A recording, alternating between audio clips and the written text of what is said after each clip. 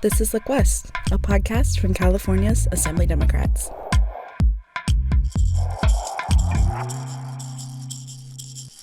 Hi, I'm Christina Cano with Look West. I'm joined by my colleague Talitha de Mesa. Hi everyone, thank you for having me. So, November is Native American Heritage Month, and I think this month is not only about honoring Native Americans and their contributions, but also acknowledging the history of atrocities they have endured. I share that sentiment, Christina. They have gone through far too much. Murder is actually the third leading cause of death for Native American women. In 2019, over 5,500 Native American women were reported missing. It is a huge problem because of jurisdiction issues and lack of resources, but California is stepping up to tackle this issue. I met with Morningstar Gali, a Native American activist who we were fortunate enough to have met considering what she has been through. Shimisan Wei. My name is Morningstar Gali. I am a Jumali band of Pitt River.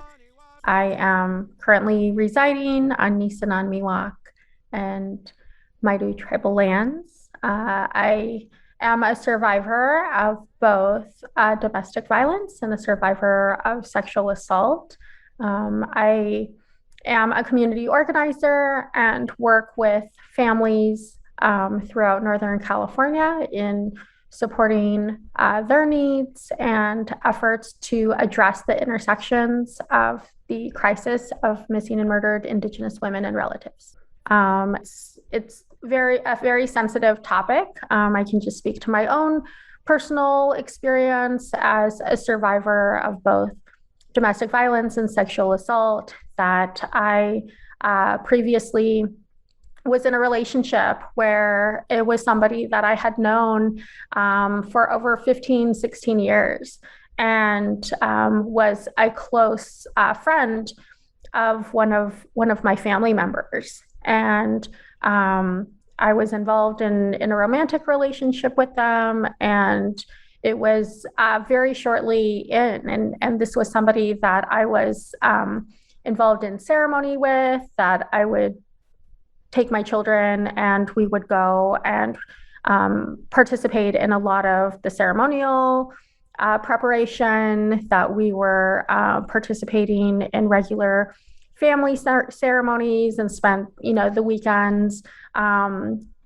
doing our traditional cultural activities. And so I did not understand at the time when the relationship started turning extremely violent. It was during the time actually of Standing Rock, of the Standing Rock occupation. So I was out of state at that time with my children, and I was being told that this person that was in my home, and I was calling the local sheriff's department and saying, look, I'm receiving these threats. This person is in my home. I understand that they may have a warrant out for their arrest. I do not want them in my home. And I was told, just because they have a warrant, just because you don't want them in your house, doesn't mean that we're going to take any action. And so they said, you have to file for a restraining order.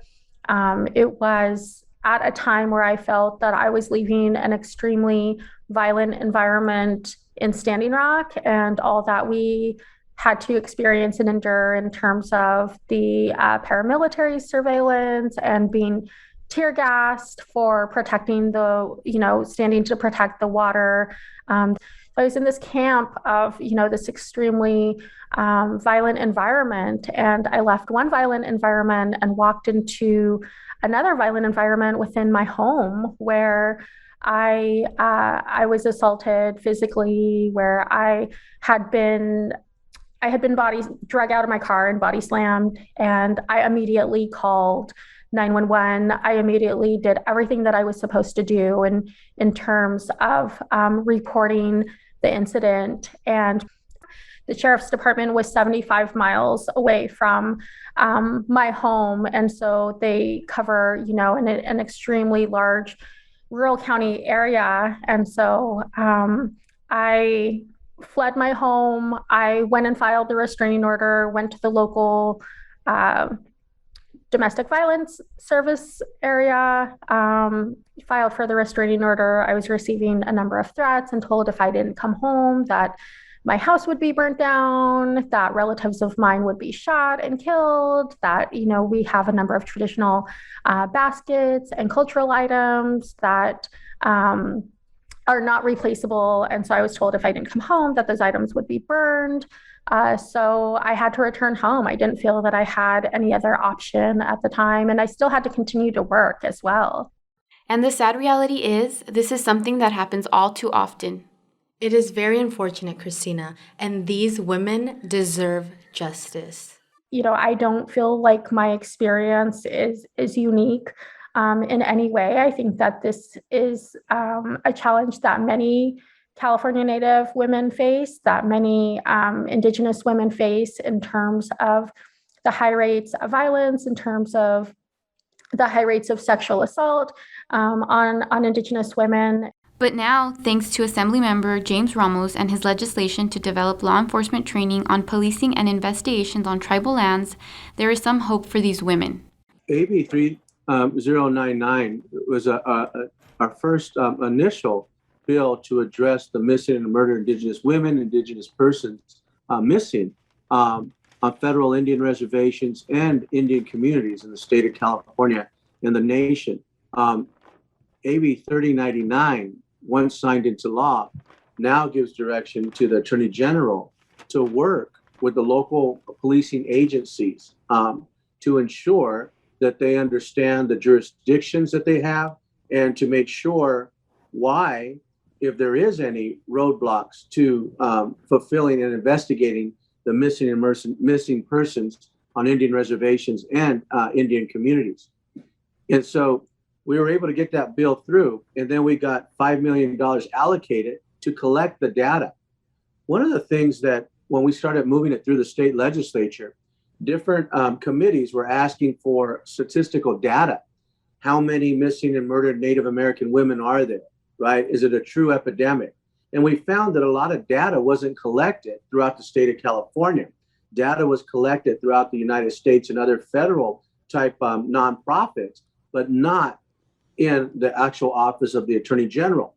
So we set out to collect that data, start working through the Attorney General's office with tribal police, tribal security, tribal investigators to make sure that people truly understand the jurisdiction to fulfill and make sure that we bring closure to the missing and murdered Indigenous women and persons on Indian reservations that has been going on in Indian country for many years.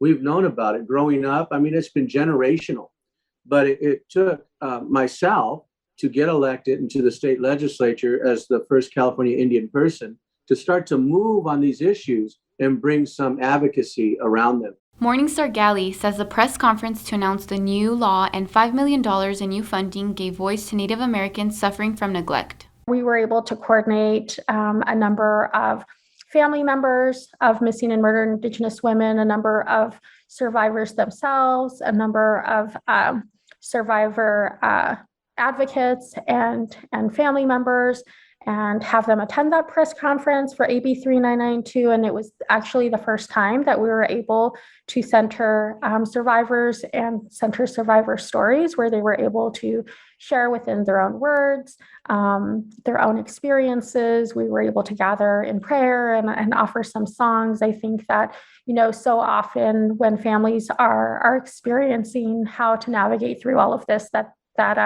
they feel very alone and they feel very siloed. And so, there is an opportunity for individuals, for families, for tribes, for tribal communities to feel supported and to feel that there are resources that are going to be available in addressing and filling all of these gaps that exist today.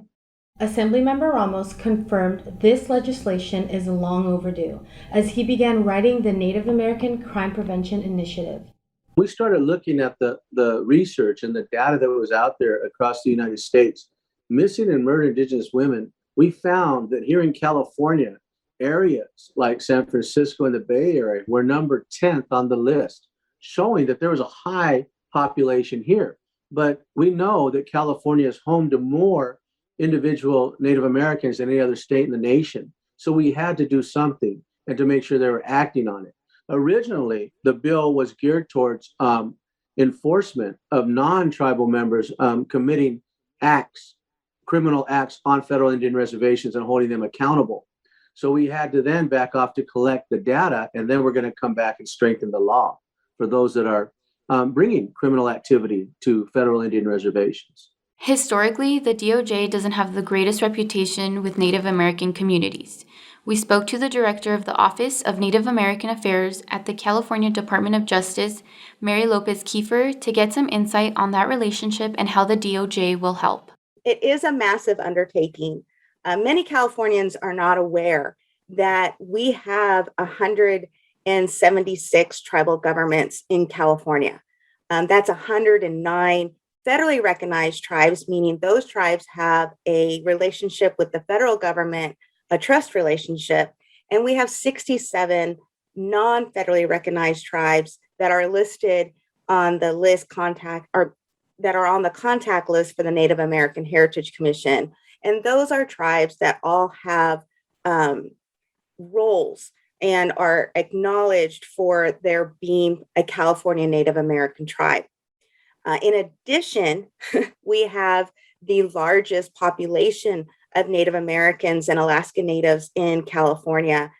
So that's not just the 100 reservations and rancherias we have in California, but includes the, I believe, 482 cities we have and 58 counties. So the undertaking for the Missing Murdered Native American Crisis Survey and study is all encompassing. It is not just focused on Indian lands. It's in reservations and rancherias. It's our urban areas and our suburban areas. So it is a massive undertaking. The way the statute is written is that the DOJ has until 2025 to present a final report to the legislature.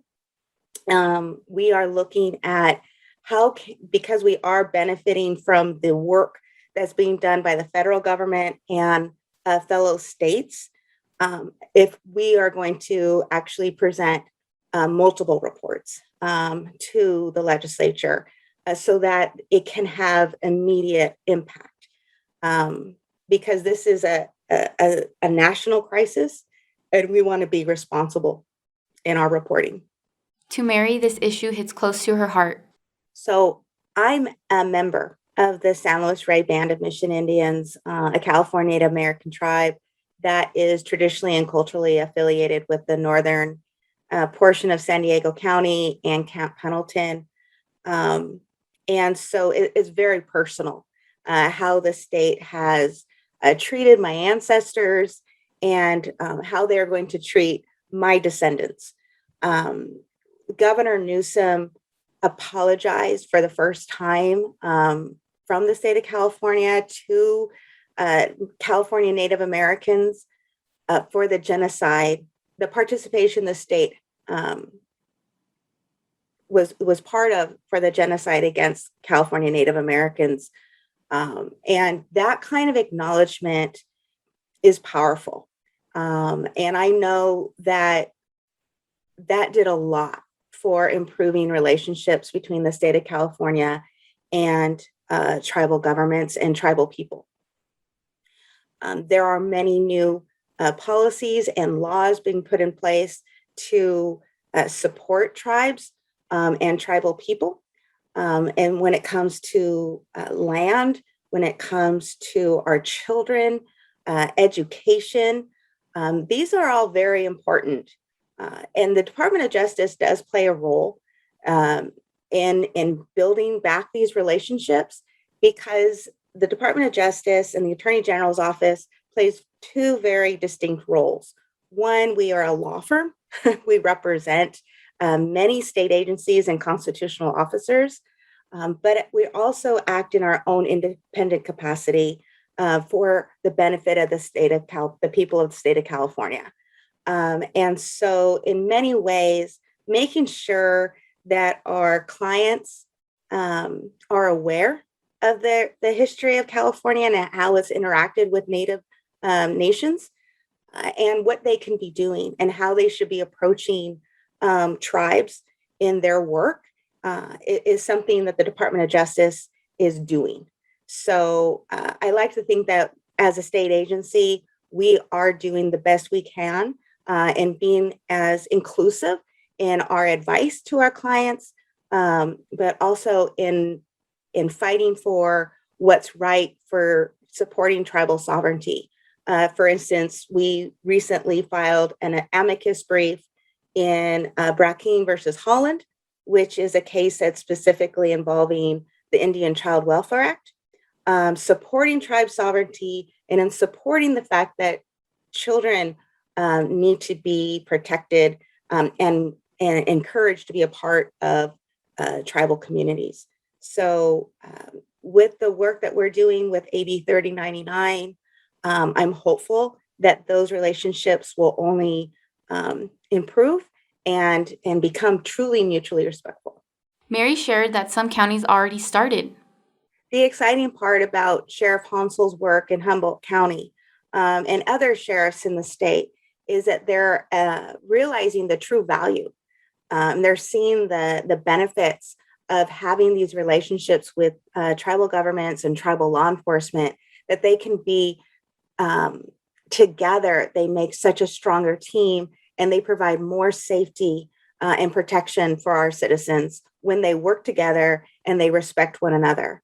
And that is through his efforts, as well as, say, Yurok tribal government and tribal police, and the Hoopa Valley tribes, tribal government and tribal police. These types of partnerships are an example for the rest of the state. Humboldt County Sheriff Billy Hansel is already implementing what this bill is formalizing. Yeah, so that's something that has been in place for decades here at the Sheriff's Office. And what we did more recently is that we made it more of a formal agreement that we are actually bringing in tribal officers. Instead of giving them blanket deputization powers, we're bringing them into our Sheriff's Office, putting them through the full training program. And so if you get a call for service in one of the tribal entities in tribal land, I could send a deputy sheriff or a tribal officer, and they're equally trained, equally supervised, has the same policies. So literally they would have the same level of service, whether it's a tribal officer that's deputized or a deputy sheriff. So it's continuity, across the board, as well as, consistency. If the deputy sheriffs that are reserve deputies for tribal officers, if they get, enough evidence to support a crime, they don't have to even involve a Humboldt County sheriff.